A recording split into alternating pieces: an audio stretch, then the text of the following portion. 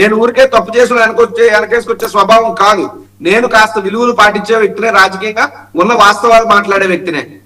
కృష్ణాంజలి గారు, వాసుదేవన్ ఇందాక రాజీవ్ గారు ఒక విషయాన్ని అంగీకరించారు. నేను వ్యక్తిగతంగా ఆయన ఏం చెప్పారు, మేము రాజకీయ పార్టీగా తప్పు చేసినటువంటి వాళ్ళని కూడా భుజానికి ఎత్తుకోవాల్సినటువంటి పరిస్థితి ఈ రోజున ఉంది రాజకీయాల్లో, మా నాయకుడు కూడా అందుకే చేస్తున్నాడని చెప్పాడు. ఇంకా చెప్పిన తర్వాత ఇవన్నీ ఇంకా చెల్లుబాటు అయ్యేది కాదు, జనం గమనిస్తున్నటువంటి అంశం. రెండో అంశం ఏంటి అంటే, ఈ రోజున మీడియాలో మొత్తం ఇదిగో సిదిరి అప్పలరాజును అప్పుడు అరెస్ట్ చేశారు, ఇదిగో తమ్మినేని సీతారామన్ అరెస్ట్ చేశారు, ఇదిగో ఇంకేముంది ఇంకా అసలు వైసీపీకి సంబంధించినటువంటి ఇంకా నెక్స్ట్ జగన్మోహన్ రెడ్డి, ఇలాంటివన్నీ ప్రచారాలు కొన్ని చేస్తున్నారండి. నేను ఒకటి అడుగుతున్నాను, ఇవన్నీ కూడా ఈ బయటకు వచ్చినటువంటి ఆటంతటే బయటకు వచ్చినట్టు కేసులు, ఇదేమి పోలీస్ శాఖ ప్రభుత్వమో తీసి చేసేటువంటి కేసులు కాదు ఇవి. ఇవి ఆల్రెడీ వాళ్ళు చేసినటువంటి తప్పులు వాళ్ళే బయట పెట్టుకున్నటువంటి వ్యవహారం వీటి వల్ల బయట. నేను ఒకటి అడుగుతాను, నిజంగా తప్పు చేసినటువంటి వాళ్ళని మీద చర్యలు ఉండాలి అని అంటే, ఇప్పుడు భూ కుంభకోణాల మీద ఇదే ఇప్పుడు మాజీ స్పీకర్ తమ్మినేని సీతారామన్ మీద చర్యలు తీసుకున్నటువంటి పరిస్థితి ఈ రోజున వస్తే, నేను ఒకటి అడుగుతాను, ఈ ప్రభుత్వం వచ్చిన తర్వాత పుంకాలు మీడియాలో కథనాలండి. మదనపల్లి ఫైళ్లు తగలబెట్టినటువంటి దానికి సంబంధించినటువంటి వ్యవహారంలో మీరు గమనించండి, అసలు ఎక్కడ ఏ చరిత్రలో కూడా లేదు. డీజీపీ అప్పుడు ద్వారకా తిరుమలరావు మదనపల్లి ఫైల్స్ సంబంధించిన కేసును స్వయంగా పరిశీలించడానికి క్షేత్రస్థాయికి వెళ్ళాడండి. అదేవిధంగా సిఐడి చీఫ్ రవిశంకర్ అయ్యన్నార్ నేరుగా అక్కడికి వెళ్ళి మదనపల్లికి సంబంధించినటువంటి వెళ్ళి పరిశీలించారు. ఏం చేశారండి? కొండను తవ్వి ఎలకని పట్టలేరా కనీసం?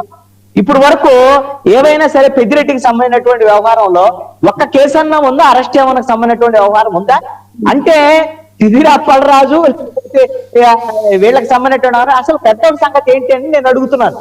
ఇక్కడ మీరు మొన్న పవన్ కళ్యాణ్ ఏకంగా ఒక స్పెషల్ ఫ్లైట్ వేసుకొని వెళ్ళాడు. ఏంది? ఇదిగో ఈ విధంగా పెద్దిరెడ్డి రామచంద్రారెడ్డి అటవీ భూములు మొత్తాన్ని ఆక్రమించేశాడు ఇవన్నీ చూపించారు. ఏమైంది? ఏ అటవీ భూములకు సంబంధించినటువంటి విషయంలో ఏమైనా కేసు పెట్టారా పెద్దిరెడ్డి రామచంద్రారెడ్డి మీద? ఏమైంది పెద్దిరెడ్డికి సంబంధించినటువంటి వ్యవహారం? ఏమైనా పైన లాలూచి జరిగిందా? ఇది నేను అడుగుతున్నాను. ఇది ఒక్కటే కదండి, మీరు ఇదేదో కక్ష సాధింపు వాళ్ళు వైఎస్ఆర్ కాంగ్రెస్ పార్టీ వాళ్ళు ఏదో ఒకటి అంటారు. ఇక్కడ తప్పు చేసినటువంటి వాళ్ళకి చిన్న వాళ్ళ విషయంలో ఒకలాగా, పెద్దవాళ్ళ విషయంలో ఇంకొకలాగా జరుగుతుందని నా అభియోగం. ఇది తెలుగుదేశం పార్టీకి సంబంధించినటువంటి కార్యకర్తల్లో కూడా ఉన్నటువంటి అభిప్రాయం అండి.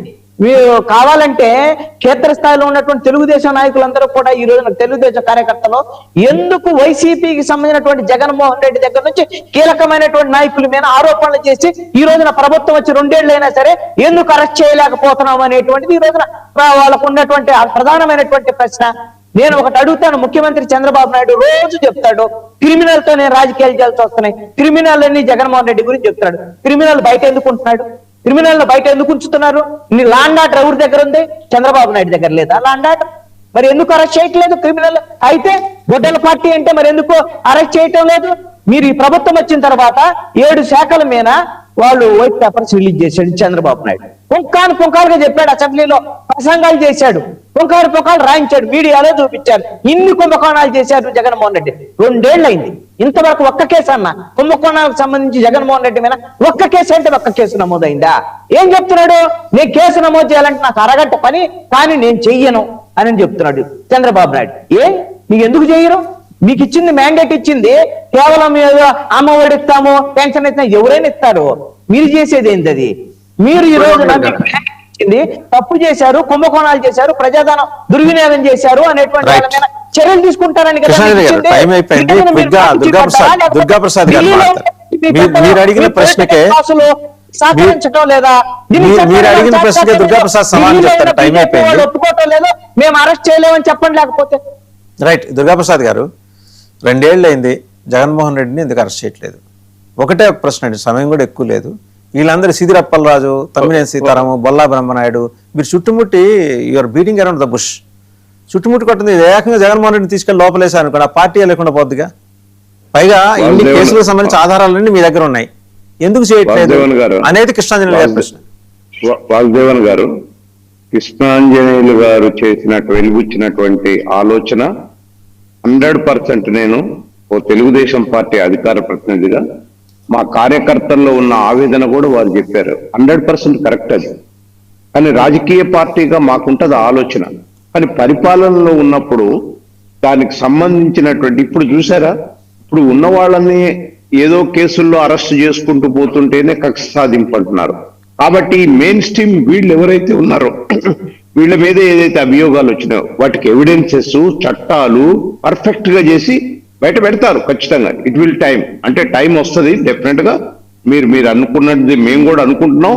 డెఫినెట్ గా మాలో కూడా ఆ భావన ఉంది. అరే 2 సంవత్సరాల కాలం అయింది కదా ఇంతవరకు.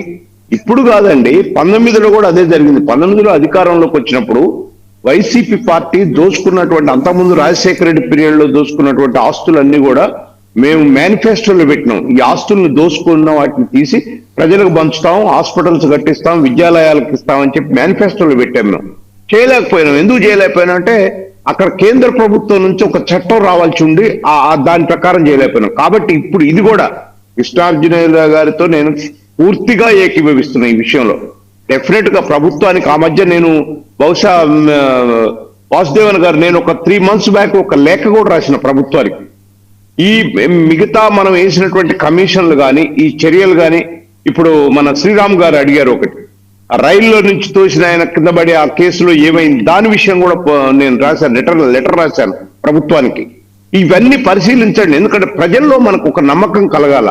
మనం ప్రజలకు అనేక హామీలు ఇచ్చాం, ఇవన్నీ చేశారన్నారు.